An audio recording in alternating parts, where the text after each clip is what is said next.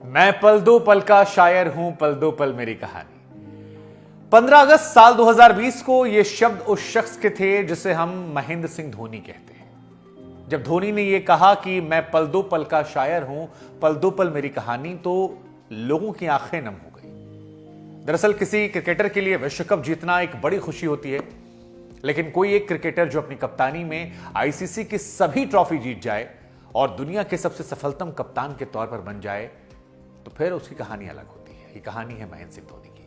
3 साल पहले महेंद्र सिंह धोनी ने मैं पल दो पल शायर हूं, पल दो पल मेरी कहानी, पल दो पल की मेरी हस्ती है, पल दो पल मेरी जवानी, इसी गाने के साथ एक पोस्ट की थी जिसने न जाने कितनी आंखों को नम कर दिया।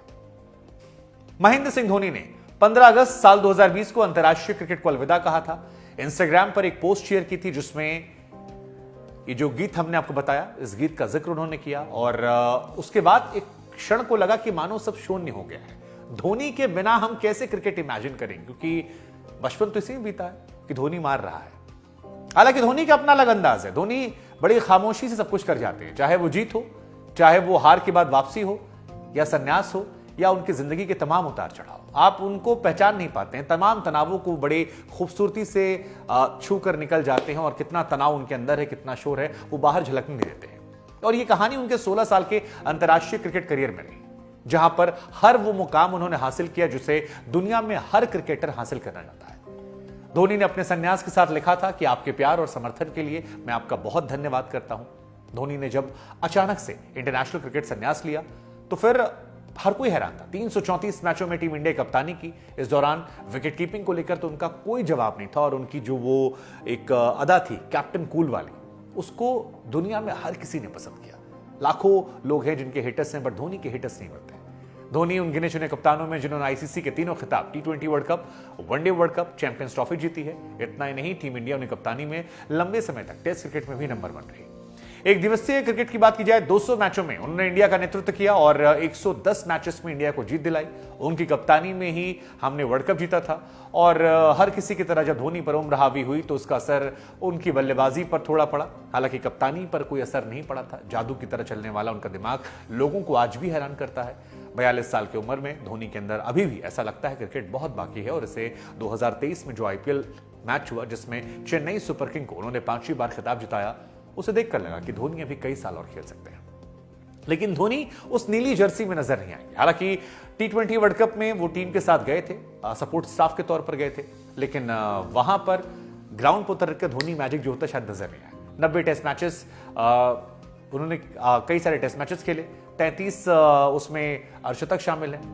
वनडे में 10,000 रन बनाए हैं। कई और परफॉर्मेंस जो उनकी है, टी20 में 98 मैचेस हैं, 85 पारी में धोनी ने 1,617 रन बनाए, 2 अर्धशतक शामिल है। आईपीएल में 5,000 से ऊपर रन बना चुके हैं। कुल मिलाकर एक टेस्ट क्रिकेट को हटा दे तो धोनी बाकी सभी फॉर्मेट में अनमैचेबल नजर आते हैं। आईपीएल 2023 में उनके धांसू प्रदर्शन कर कीजिए, जब माकूड गेंदबाजी करने आते हैं और धोनी छक्का मारते हैं, और वो माकूड जो एक मैच पहले 5 विकेट निकाल चुके थे, उन्हें वो एक साधारण से बॉलर की तरह ट्रीट करते हैं। उससे पहले इनकी टीम 9th रैंक पर थी, लेकिन 9वीं से कैसे टॉप पर जाना है, ये धोनी कहानी है।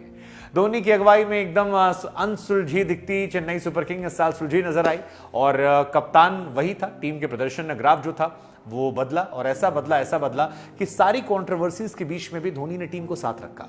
वो जब खबरें चल रही थी कि जडेजा से लड़ाई चल रही है, वो खबरें जब लोगों ने कहा कि ये तो डैडीज की टीम है, दरअसल उम्रदराज खिलाड़ियों से भरी टीम और 9वें स्थान पर रहने के बावजूद चेन्नई सुपर किंग का मनोबल जो था वो 2022 में टूटा था। लेकिन धोनी पहले भी ऐसा करते हैं। 2 साल जब बैन लगा था तब भी लौटे जीते, एक बार और पीछे थे तब भी जीते, और इस बार 2023 में कुछ नए खिलाड़ियों को तराशा, कुछ को हौसला दिया, कुछ को कहा कि तुम में बहुत कुछ है जो तुम खुद नहीं जानते हो, और उसके बाद सबका बेस्ट निकला और फिर उनकी जादुई कप्तानी में टीम ने मैजिकल प्रदर्शन करके जीत दिला दी। ये धोनी कप्तानी का असर था कि अजिंक्य रहाणे चमक गए, टीम में वापसी कर गई, शिवम दुबे को टीम में सिलेक्शन हो गया और धोनी की अगुवाई में वो रहाणे जो टेस्ट का तमगा ले रहे थे वो टी20 के शानदार बल्लेबाज बनकर उभरे। शिवम दुबे जो गुमनाम हो गए थे, कौन शिवम दुबे से, अरे शिवम दुबे बल्लेबाजी करने आए, यहां तक देखने को मिला। मतलब आलम यह था कि हमें आपको तमाम टीमों को यकीन नहीं था कि यार शिवम दुबे और रहाणे ऐसी बल्लेबाजी कर सकते हैं। ये जादू उन्होंने रायडू के साथ भी किया था, ये जादू उन्होंने उथप्पा के साथ भी किया था। और कमाल की कहानी है, रहाणे ने 169 के स्ट्राइक रेट से रन बनाए। मतलब अजिंक्य रहाणे ने खुद इसके बाद कहा कि जिस तरह से धोनी ने उन्हें आत्मविश्वास दिया, वो आत्मविश्वास ही उनके परफॉर्मेंस का सर रहा। हालांकि ये अलग बात है कि रहाणे उसके बाद एक मैच में जाते हैं और सीधे वाइस कैप्टन बन जाते हैं, फिर नहीं चल पाते।